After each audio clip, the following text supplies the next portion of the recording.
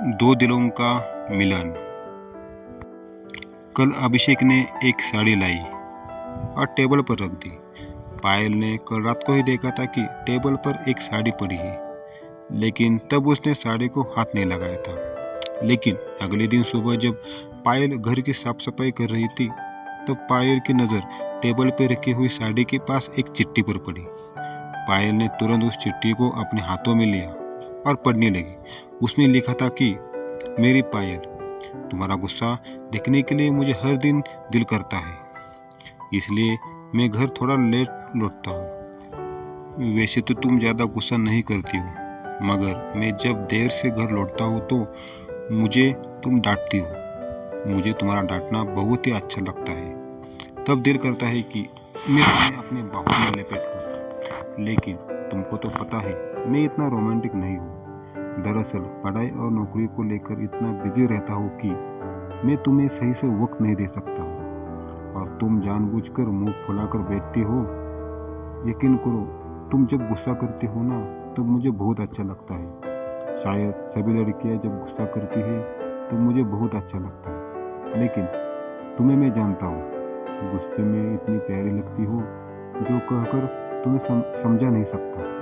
दिल करता है हर रोज मैं तुम्हें अपने बाहों में लपेटूं, लेकिन पता नहीं किसी अज्ञात कारण की वजह से मैं नहीं कर पाता हूँ। हर रोज देर से घर लौटने का कारण सिर्फ वही है कि मैं सिर्फ तुम्हारा गुस्सा वाला चेहरा देखना चाहता हूँ, जो तुम्हारे गुस्से भरे चेहरे के पीछे छुपा एक अनदेखा ढेर सारा प्यार है। बहुत प्यार करता हूँ तुमसे, इसलिए मैं अपने प्यार को अपने ही दिल में छुपा कर रखता हूँ। मैं सुबह जल्दी उठता हूँ ताकि सूरज तुम्हें देखने से पहले मैं देख सकूँ। रोशनी मुझे पसंद नहीं, लेकिन क्या कर सकता हूँ, रोशनी के बिना तुम्हें दिखाई नहीं देता है, इसलिए मैं हमेशा रोशनी के सामने अपना सर झुकाता हूँ। छोड़ो ये सब बातें। कल जो मैं तुम्हारे लिए एक साड़ी लाई थी वह टेबल पर रखी थी, मगर तुम्हारे हाथों में नहीं दे सका। अभी ये चिट्ठी पढ़ने के बहाने शायद वह साड़ी अपने हाथों में ले ली होगी। शायद वह साड़ी तुम्हें पसंद नहीं आई, इसलिए मैं तुम्हें वो साड़ी तुम्हारे हाथों में नहीं दी थी। तुम्हें पता है मैं कभी भी साड़ी अकेला नहीं खरीदता। माँ के लिए जब साड़ी खरीदने जाता था तब भी माँ को साथ में लेकर जाता था। कभी भी अपने पसंद से साड़ी नहीं खरीद सका। शायद तुम्हारी पसंद के अनुसार साड़ी नहीं खरीद सका, इसलिए तुम्हें ना देकर टेबल पर रखी थी।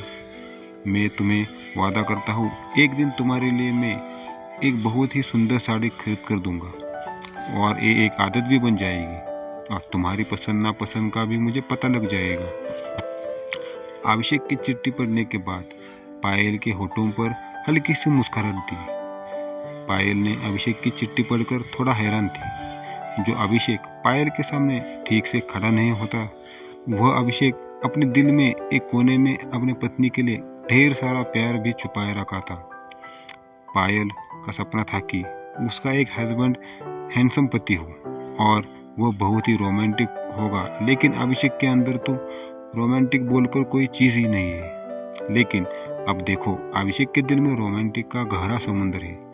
पायल भी अभिषेक को बहुत ही प्यार करती है, लेकिन कोई किसी से अपने दिल में छुपी हुई प्यार का खुलासा नहीं करता।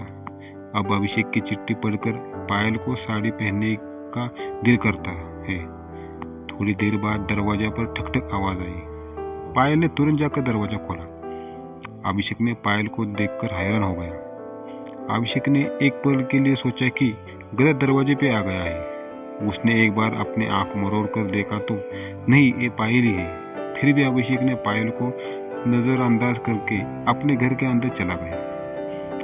ऐसा देखा कि जैसे पायल को रोज वह इसी हालत में देखता है। पायल को उसने समझने नहीं दिया कि वो पायल को देखकर चौंक गया है। अभिषेक खाना खाकर अपने बिस्तर पर लेटा हुआ था। तभी दरवाजा बंद करने की आवाज आई। अभिषेक ने समझ लिया कि पायल कमरे में आई है। पायल कमरे में आते ही आईने के सामने चुपचाप बैठ गई, और वो बार बार खुद को आईने में देख रही थी, इसलिए कि कहा कोई कमी तो नहीं हो गई। उसने जल्दी से दोपहर के काम खत्म करके अपनी इच्छानुसार उसने सज-धज किया है, और अभिषेक को जो साड़ी लाया थी वो पहनी है, फिर और सिर्फ अभिषेक के लिए। और अभिषेक ने एक बार के लिए पूछा तक नहीं। पायल को खुद पे ही बहुत गुस्सा हो रहा था। अपने सर को झुकाकर आईने के सामने बैठी हुई थी। इधर अभिषेक को और बिस्तर में लेटा हुआ बर्दाश्त नहीं हो रहा था, क्योंकि पायल अभिषेक को चुंबक की तरह अपनी तरफ खींच रही थी।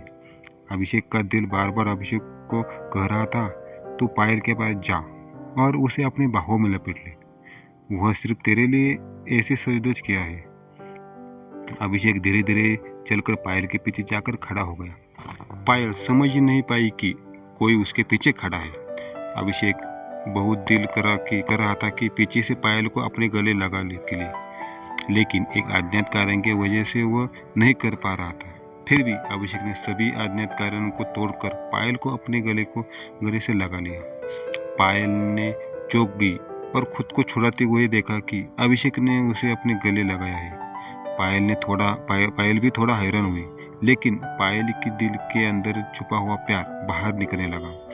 पायल भी खुद को रोक नहीं पाई और अभिषेक को अपने दोनों हाथों से अभिषेक को अपने बाहों में लगा लिया। दरअसल गुस्सा और अभिमान छुपाया जा सकता है, लेकिन दिल में छुपा हुआ प्यार छुपाना मुमकिन नहीं है। अभिषेक ने पायल को अपने दोनों हाथों से अपने बाहों में लेकर पायल के पूरे बदन को चूमने लगा।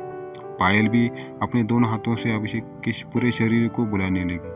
तब अभिषेक ने अपने कमरे की लाइट बंद की और दोनों प्यार के गहरे समुद्र में डूब गए।